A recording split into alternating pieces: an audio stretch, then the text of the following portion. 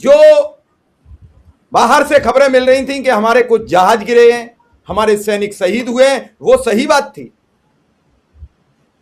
जिस दिन इन्होंने पहला अटैक किया 6 तारीख की और 7 तारीख की दरमियानी रात को, उस दिन बहुत भारी नुकसान पहुंचा और उसी दिन हमारे जहाज गिरे थे, क्योंकि उन्होंने जो हमारे रफाल थे उनका सिग्नल जाम कर दिया था। पाकिस्तान है, उन्होंने अगले ही दिन, जब ये ऑपरेशन सिंदूर का पहला दिन था और हमारे जहाजों को नुकसान पहुंचा था जिस टाइम, उस टाइम उन्होंने अगले ही दिन, उनसे या उस रैंक के कोई औरंगजेब थे उनका नाम ऑफिसर का, उन्होंने बाकायदा इंटरनेशनल प्रेस को बुला के उन्होंने बाकायदा ब्रीफिंग दी, अपना नुकसान बताया और ये बताया कि हमने क्या क्या नुकसान इंडिया को पहुंचाया। हमारी तरफ से ऐसी ब्रीफिंग नहीं थी और जो ब्रीफिंग हो रही थी वो सरासर झूठ था। उनको लाइव टेक्नोलॉजी सपोर्ट मिल रहा था। हमारे जो जहाज थे उनको उड़ने ही नहीं दिया गया, वो जाम हो गए, सिग्नल जाम हो गए उनके, और उन्होंने जाम सिग्नल होने पे पायलट कंफ्यूज हो गए और वो कहीं के कहीं उड़े और पाकिस्तान को मौका मिला। जिस वक्त इनकी शहादत हुई जवानों की, इनके परिवारों को क्या कह के चुप कराया गया होगा, क्या धमकियां दी होंगी उनको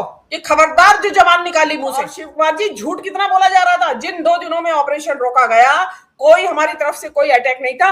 उन 2 दिनों में भी लगातार जो सेना के ऑफिसर हैं वो प्रेस को ब्रीफिंग दे रहे थे कि आज ये हुआ, आज ये हुआ, आज ये हुआ। जबकि कुछ 2 दिन जो युद्ध रोका गया बीच में, 7 से और 9 तारीख के बीच में, उस दौरान में युद्ध हो नहीं रहा था और सेना जो है हमें ब्रीफिंग दे रही थी, वो भी झूठ था। आप ये देखिए कि इवन जो अभी तो पायलटों की भी आएगी लिस्ट, मैं आपको, और क्यों आएगी लिस्ट, जब ये ऑपरेशन सिंदूर होके 10 तारीख के बाद एक पाकिस्तानी जर्नलिस्ट ने अपना यूट्यूब पे व्लॉग डाला, और जिसको चाहिए मैं उसको भेज दूंगी, उसने बाकायदा 5 पायलट्स के नाम लिए, फाइटर जेट में जो पायलट उड़ा रहे थे, उन पायलट्स के 5 पायलट्स के नाम लिए, उनका सर्विस नंबर बताया, उनका ओहदा बताया कि किस ओहदे पे वो थे।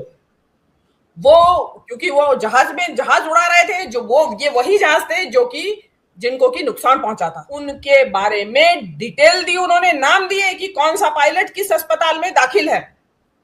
आपको पता है कि कौन पायलट, 5 पायलट मरे भी हैं। आपको देखिएगा धीरे से, आज से 6 महीने बाद इन 6 पायलटों, आप मेरी याद रखिएगा, वो भी झूठ था। और मैं इससे आगे का झूठ एक और बताती हूँ, एक वो तो बहुत ही बड़ा झूठ है।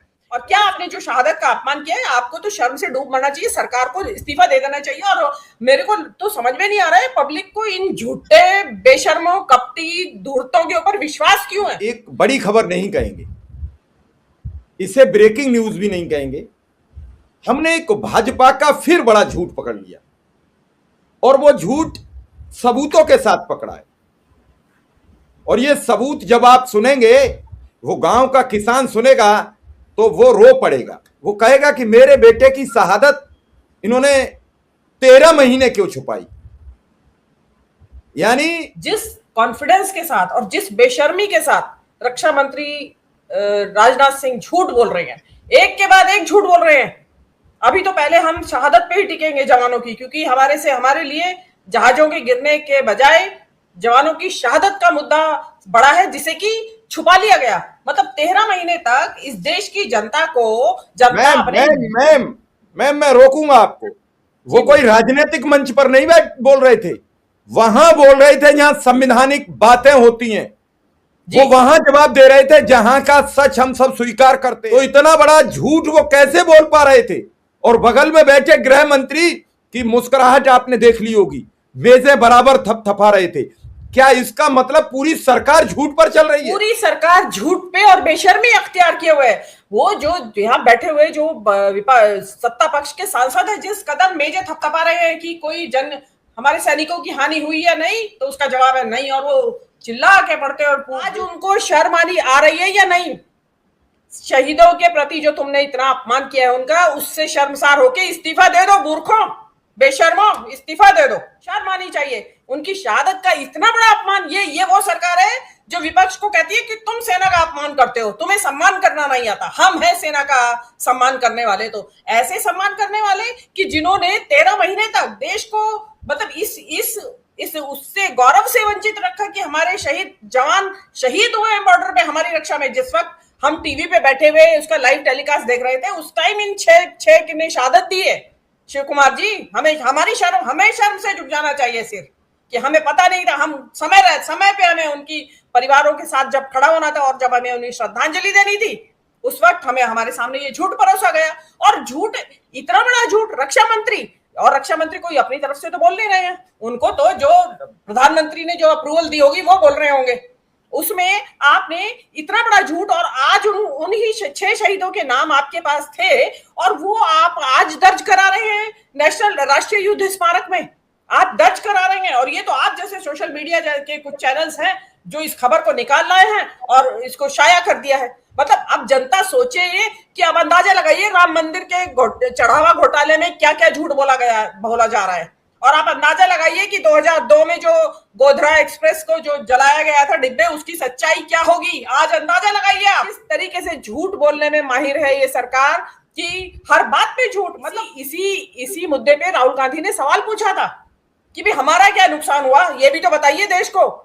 जो कि हमेशा से रवायत रही है कि जब भी ऐसे युद्ध हुए हैं, शाम को ब्रीफिंग होती थी, ऑफिसर्स, पुलिस के, वो सेना के जो टॉप ऑफिसर्स थे, वो बयान देते थे, वो बताते थे कि भाई हमारे ये नुकसान हमने पहुंचाया है दुश्मन को और हमें ये नुकसान हुआ है। लेकिन ये सरकार इस तरीके के झूठे, मतलब पाखंड में झूठा अभिमान, फॉल्स प्राइड, झूठा घमंड, झूठा अहंकार कि हमें तो कुछ हुआ ही नहीं, हम ही ने नुकसान पहुंचाया। और जिसने नुकसान पहुंचाया वो सबको पता है।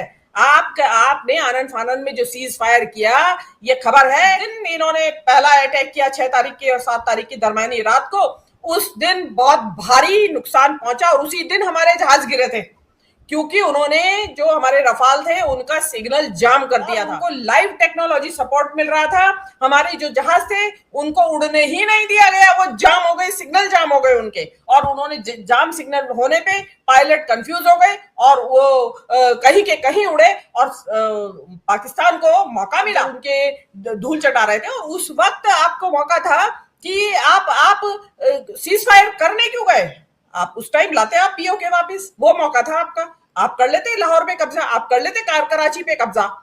लेकिन क्योंकि आपने 2 दिन ऑपरेशन रोका, जी झूठ कितना बोला जा रहा था, जिन 2 दिनों में ऑपरेशन रोका गया कोई हमारी तरफ से कोई अटैक नहीं था।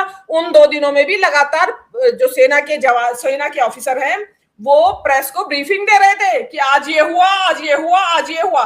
जबकि कुछ 2 दिन जो युद्ध रोका गया बीच में, 7 से और 9 तारीख के बीच में, उस दौरान में युद्ध हो नहीं रहा था और सेना जो है हमें ब्रीफिंग दे रही थी, वो भी झूठ था जी, वो भी झूठ था। और मैं इससे आगे का झूठ एक और बताती हूँ, एक वो तो बहुत ही बड़ा झूठ है। अरे कश्मीर में जब चप्पे चप्पे के ऊपर फौज तैनात है, वहां हिम्मत कैसे हुई पाकिस्तान के सो कॉल्ड अटैक की, कि वो आके और आपके यहाँ अटैक कर जाए। मेरा तो एक सवाल और भी है शिव कुमार जी, जिस वक्त इनकी शहादत हुई जवानों की, इनके परिवारों को क्या कह के चुप कराया गया होगा, क्या धमकियां दी होंगी उनको कि खबरदार जो जवान निकाली मुंह से। आप ये देखिए कि इवन जो अभी तो पायलटों की भी आएगी लिस्ट, मैं आपको, और क्यों आएगी लिस्ट, जब ये ऑपरेशन सिंदूर होके 10 तारीख के बाद एक पाकिस्तानी जर्नलिस्ट ने अपना यूट्यूब पे व्लॉग डाला, और जिसको चाहिए मैं उसको भेज दूंगी, उसने बाकायदा 5 पायलट्स के नाम लिए, फाइटर जेट में जो पायलट उड़ा रहे थे, उन पायलट्स के 5 पायलट्स के नाम लिए, उनका सर्विस नंबर बताया, उनका ओहदा बताया कि किस ओहदे पे वो थे।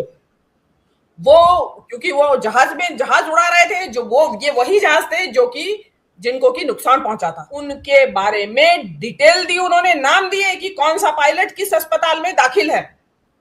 आपको पता है कि कौन पायलट, 5 पायलट मरे भी हैं। आपको देखिएगा धीरे से, आज से 6 महीने बाद इन 6 पायलटों, आप मेरी याद रखिएगा शिव कुमार जी, और मेरे पास वो वीडियो है। मैं अभी, क्योंकि मैंने जब वो बोला था तो वो वीडियो वायरल हुआ था, मैंने कौन से चैनल पे बोला, तो उसमें मैंने बताया कि ऐसे ऐसे पाकिस्तानी जर्नलिस्ट ये बात कह रहे हैं उस वक्त। क्योंकि वो इतना कठिन समय था शिव कुमार जी, क्योंकि आप बोले नहीं, आपने मुंह खोला नहीं और आप देशद्रोही साबित हुए, आपके ऊपर मुकदमा कायम हो जाएगा।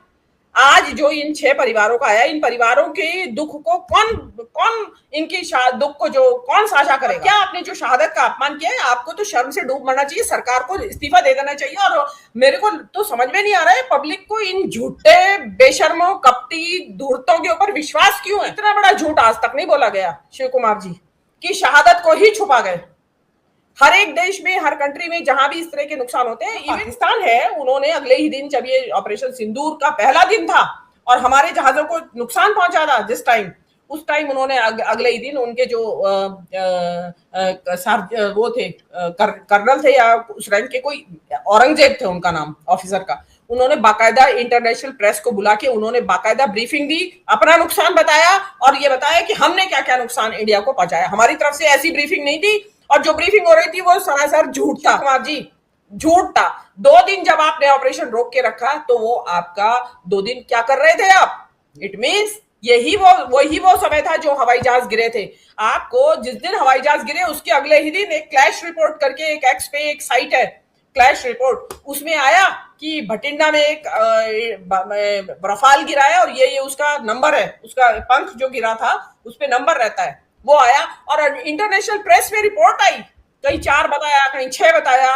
और जो आपके ट्रम्प हैं अमेरिका के प्रेसिडेंट, वो तो बार बार कहते रहे कि नुकसान पहुंचा है, रफाल गिरे हैं, और इंटरनेशनल प्रेस में आया कि रफाल गिरे हैं, और उनके गिरने का कारण था क्योंकि इंडिया के पास उन रफाल का सिक्योरिटी कोड नहीं था। अगर सिक्योरिटी कोड होता तो उसमें अपने जरूरत के मुताबिक उसमें बदलाव कर सकते थे, तो क्योंकि सिक्योरिटी कोड था नहीं तो उसमें बदलाव नहीं कर पाए और वो जिस हालत में थे उसी हालत में उड़ाए। अब इसमें एक और सवाल उठता है शिव कुमार जी, जो रफाल फेल हो गए, जिनको जाम कर दिया चाइनीज टेक्नोलॉजी ने, वो रफाल जो है आपने दोबारा और खरीदने का ऑर्डर दे दिया उनका, किस लालच में? आप देखेंगे कि मैक्रोन जो है अननेसेसरी मोदी की चापलूसी करते रहते हैं, वो इसलिए करते हैं कि वो अपना कबाड़ बेच रहे हैं, वो 5th जनरेशन का कबाड़ आपको बेच रहे हैं, जबकि आप 5.5 जनरेशन के नए हवाई जहाज जो लड़ाकू जहाज देश में आ गए, दुनिया में आ गए हैं। अब ये जो अनुमा आचार्य बता रही है, मैं तो उस दिन का इंतजार कर रही हूँ। और वो अमित शाह जी जो बैठे हंस रहे हैं, इन्होंने तो ये कहा था कि भाई हमारे तो इस लड़ाई में कोई पूछे हमें क्या नुकसान हुआ, हमारी तो एक खिड़की भी नहीं टूटी है, उन्होंने ये कहा था। और जबकि आपको ध्यान होगा कि राहुल गांधी जम्मू कश्मीर में बॉर्डर एरिया पे गए थे, जहां पे पाकिस्तान की जो बमबारी थी उससे जिन घरों को नुकसान पहुंचा था या कुछ लोग मारे गए थे, आपको ध्यान होगा स्कूल के बच्चे भी मारे गए थे उसमें, 2 भाई बहन का बड़ा चर्चा हुई थी कि वो मारे गए हैं।